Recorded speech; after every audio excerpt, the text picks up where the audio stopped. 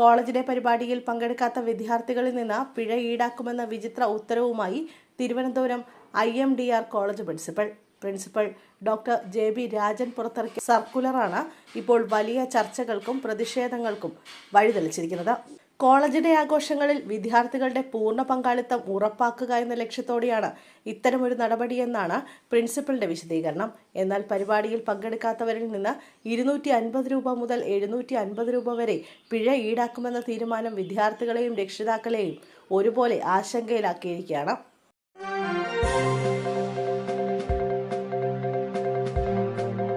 നിതിൻ രാജിന്റെ മരണത്തിൽ കൂടുതൽ വിവരങ്ങൾ പുറത്ത്.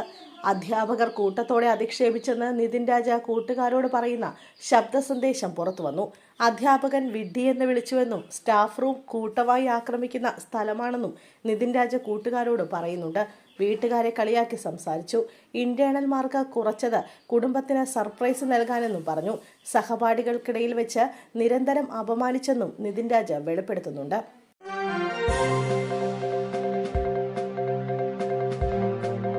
വാഹനാപകടത്തിൽ പരിക്കേറ്റ യുവതിക്ക് നേരെ കൊടും ക്രൂരത. രക്ഷകന്റെ വേഷത്തിലെത്തിയ വ്യാപാരി നേതാവ് ആശുപത്രിയിലേക്ക് മാറ്റുന്നതിനിടെ യുവതിയെ ലൈംഗികമായി ഉപദ്രവിച്ചു. ഈ മാസം 4 പുലർച്ചെ കായംകുളത്താണ് ഞെട്ടിപ്പിക്കുന്ന സംഭവം. വ്യാപാരി വ്യവസായി ഏകോപന സമിതി കായംകുളം യൂണിറ്റ് പ്രസിഡന്റ് സിനിൽ സബാദിനെതിരെയാണ് പരാതി.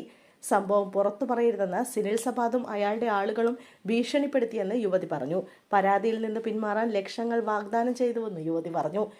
സംഭവ ദിവസം തന്നെ യുവതി പരാതി നൽകിയിട്ടും ഉന്നത സ്വാധീനമുള്ള പ്രതിക്കെതിരെ പോലീസ് കേസെടുത്തതൊഴിച്ചാൽ ഒരു നടപടിയും സ്വീകരിച്ചിട്ടില്ല.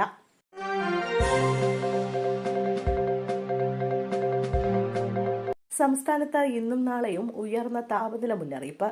12 ജില്ലകളിലാണ് കേന്ദ്ര കാലാവസ്ഥാ വകുപ്പ് ജാഗ്രതാ നിർദ്ദേശം നൽകിയത്. പാലക്കാട് ജില്ലയിലാണ് ഏറ്റവും കൂടുതൽ ചൂട് അനുഭവപ്പെടുന്നത്. ഇവിടെ താപനില 40 ഡിഗ്രി സെൽഷ്യസായി ഉയരുമെന്നും കാലാവസ്ഥാ വകുപ്പ് അറിയിച്ചു. കഴിഞ്ഞ ദിവസം പാലക്കാട് ചൂട് 40 ഡിഗ്രി കടന്നിരുന്നു. ഈ സീസണിലെ റെക്കോർഡ് ചൂടാണ് രേഖപ്പെടുത്തിയത്. കൊല്ലം ജില്ലയിൽ ഉയർന്ന താപനില 39 ഡിഗ്രി സെൽഷ്യസ് വരെയും പത്തനംതിട്ട, ആലപ്പുഴ, കോട്ടയം, എറണാകുളം, തൃശൂർ, കോഴിക്കോട് ജില്ലകളിൽ 37 ഡിഗ്രി സെൽഷ്യസ് വരെയും ഈ ദിവസങ്ങളിൽ താപനില രേഖപ്പെടുത്താൻ സാധ്യതയുണ്ട്.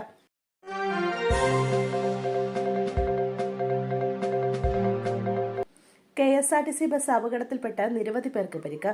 ഗുരുവായൂരിൽ നിന്ന് തിരുവനന്തപുരത്തേക്ക് വരികയായിരുന്ന KSRTC സ്വിഫ്റ്റ് സൂപ്പർഫാസ്റ്റ് ബസ്സാണ് വെഞ്ഞാറമൂടിന് സമീപം അപകടത്തിൽപ്പെട്ടത്. വെഞ്ഞാറമൂടിൽ പുതിയതായി നിർമ്മിച്ച റിംഗ് റോഡിൽ പബ്ലിക് മാർക്കറ്റിന് സമീപത്ത് രാത്രി 10:30ഓടെയായിരുന്നു അപകടം.